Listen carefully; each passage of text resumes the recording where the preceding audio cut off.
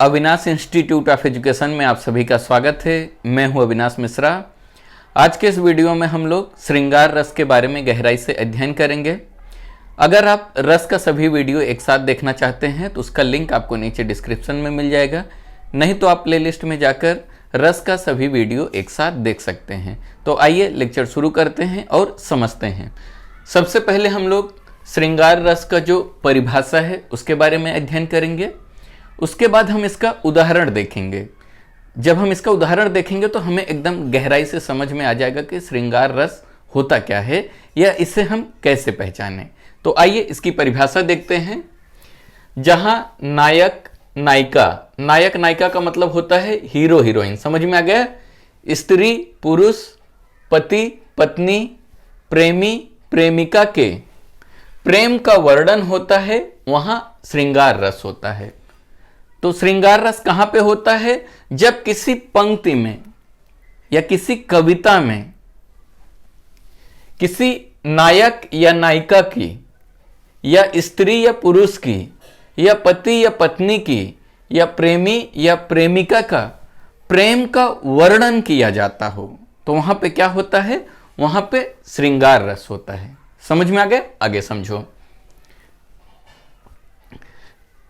इस रस को रसराज या रसपति भी कहा जाता है। तो याद रखना, श्रृंगार रस को जो है रसराज भी कहते हैं, नहीं तो रसपति भी कहा जाता है। कभी कभी परीक्षा में पूछा जा सकता है, इसलिए ये महत्वपूर्ण है, तो याद रखना। आगे समझो। इस रस का जो अस्थाई भाव होता है वो होता है रति। याद रखना, श्रृंगार रस का जो अस्थाई भाव होता है वो क्या होता है? रति होता है। समझ में आ गए? आइए इसके प्रकार के बारे में देखते हैं। तो याद रखना, श्रृंगार रस के दो प्रकार होते हैं। पहला जो है संयोग श्रृंगार रस और दूसरा जो है वियोग श्रृंगार रस। तो क्या होता है संयोग श्रृंगार रस? सबसे पहले हम इसको समझेंगे। संयोग श्रृंगार रस में क्या होता है? जब नायक नायिका या स्त्री या पुरुष या पति पत्नी प्रेमी या प्रेमिका के बीच में प्रेम का वर्णन दिखाया जाता है। कब दिखाया जाता है? जब ये दोनों एक दूसरे के साथ होते हैं। यानी कि जब प्रेमी प्रेमिका, समझ में आ गया, या नायक नायिका एक दूसरे के साथ होते हैं, उनके बीच में जो प्रेम होता है उसके बारे में जब वर्णन किया जाता है तो उसे हम लोग क्या कहते हैं? उसे हम लोग कहते हैं संयोग श्रृंगार रस। समझ में आ गया? दूसरा समझो। दूसरा है वियोग श्रृंगार रस। इसमें क्या होता है? जब पति पत्नी, नायक नायिका या प्रेमी प्रेमिका एक दूसरे से दूर होते हैं और दूर होने के कारण उन दोनों के मन में एक दूसरे को जो पाने की ललक होती है, जो चाह होती है, जो इच्छा होती है, उनके बीच का जो दर्द का वर्णन किया जाता है या उनके बीच का जो प्रेम का वर्णन किया जाता है, तो वहां पे क्या होता है? वहां पे वियोग श्रृंगार रस होता है। समझ में आ गया? संयोग में क्या होता है? प्रेमी प्रेमिका एक दूसरे के साथ होते हैं और उनके बीच का जो प्रेम होता है उसके बारे में वर्णन किया जाता है। और वियोग में क्या होता है?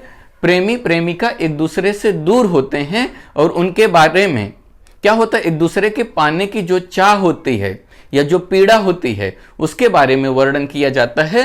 तो वहां पे वियोग श्रृंगार रस होता है। समझ में आ गया?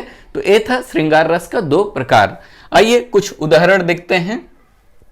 यहां पे एक उदाहरण है, काफी अच्छा उदाहरण है, आपको बहुत अच्छा लगेगा। प्रेमी प्रेमिका को आज के समय में हम लोग गर्लफ्रेंड या बॉयफ्रेंड कहते हैं। तो इसको आज के तरीके से समझते हैं ताकि आपको और अच्छे से समझ में आ जाए। तो यहां पे एक गर्लफ्रेंड और बॉयफ्रेंड हैं, उनके बारे में एक पंक्ति यहां पे लिखी गई है, आप इसको अच्छे से समझिए। तो यहां पे जो बॉयफ्रेंड है वो इशारों में, जो बॉयफ्रेंड है क्या कर रहा है? इशारों में अपने गर्लफ्रेंड से बात करता है। इशारों ही इशारों में, यानी कि आंखों ही आंखों में बात करता है। तो इशारों में बॉयफ्रेंड क्या कह रहा है? कहत, यानी कि कुछ तो कह रहा है। नटत, यानी कि जो गर्लफ्रेंड है उसे इनकार कर रही हैं। कैसे इनकार कर रही हैं? इशारों ही इशारों में, यानी कि उसका जो बॉयफ्रेंड है वो कुछ कह रहा है और उसकी जो गर्लफ्रेंड है नटत, नटत का मतलब होता है इनकार करना। कैसे इनकार करना? इशारों के थ्रू। समझ में आ गया? यानी इशारों ही इशारों में मना करना। रीझत, अभी जो उसका बॉयफ्रेंड है वो रीझ रहा है, रीझ रहा है मतलब उसे और प्रेम आ रहा है।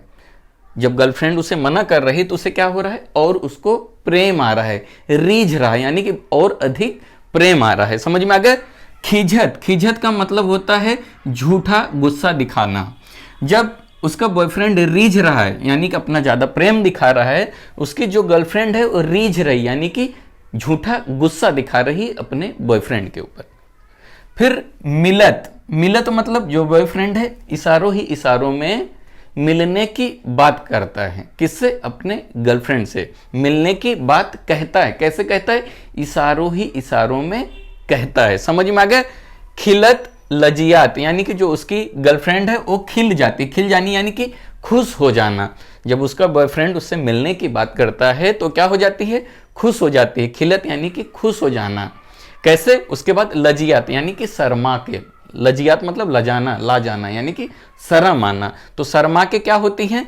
खुश हो जाती है। कौन खुश हो जाती है? उसकी गर्लफ्रेंड। समझ में आ गया। तो यहाँ पे कहत यानी वो कहता है उसका बॉयफ्रेंड, नटत यानी वो मना करती है, रिझत यानी और प्यार दिखाता है और प्रेम दिखाता है, खिझत उसकी जो गर्लफ्रेंड है झूठा गुस्सा दिखाती है, फिर ये मिलने की बात करता है जिसके कारण शर्म के मारे वो खुश हो जाती है। तो ये सारी बातें कैसे हो रही है? आंखों ही आंखों में बात हो रही है। समझ में आ गया। और कैसे हो रही है? इशारों ही इशारों में बातें हो रही हैं। भरे भवन में करत हैं नैननु ही सौ बात।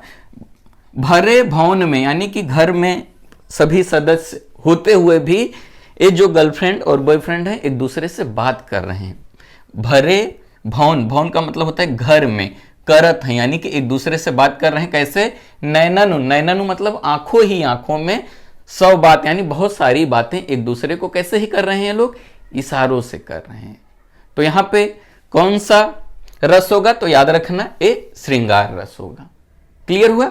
दूसरा देखो, दूसरा है राम के रूप निहारत जानकी। तो यहां पे भगवान राम का जो रूप है, रूप मतलब चेहरा, निहारत यानी देखती हैं। कौन? जानकी। जानकी मतलब सीता माता। भगवान राम का जो रूप है यानी कि चेहरा है, निहारती हैं यानी देखती हैं। कब देखती हैं? कंकन के नग की परछाई। कंकन का मतलब होता है कंगन। सीता माता एक कंगन पहनी हुई है, उसमें क्या है? एक नग लगा हुआ है। नग मालूम है ना, जो कांच का टुकड़ा होता है कंगन में लगा हुआ था जो चमकता रहता है। समझ में? कंगन के नग में परछाई देखती हैं। किसकी परछाई देखती हैं?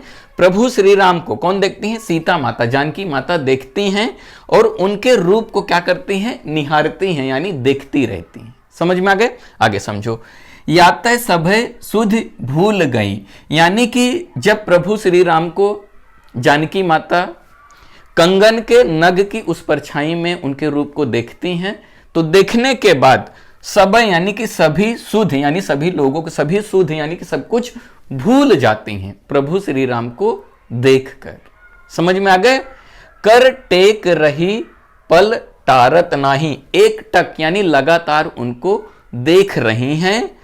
पल टारत नहीं, पलक टारना मतलब हटा नहीं रही हैं और लगातार प्रभु श्री राम के सौंदर्यता का क्या कर रही हैं? देख रही हैं या निहार रही हैं। तो यहां पे कौन सा रस रहेगा? तो याद रखना यहां पे श्रृंगार रस रहेगा। मुझे यकीन है कि आपको अच्छे से समझ में आ गया रहेगा। वीडियो कैसा लगा कमेंट करके जरूर बताइएगा। अगर अभी तक इस चैनल को आपने सब्सक्राइब नहीं किया तो कर लीजिए। वीडियो देखने के लिए धन्यवाद।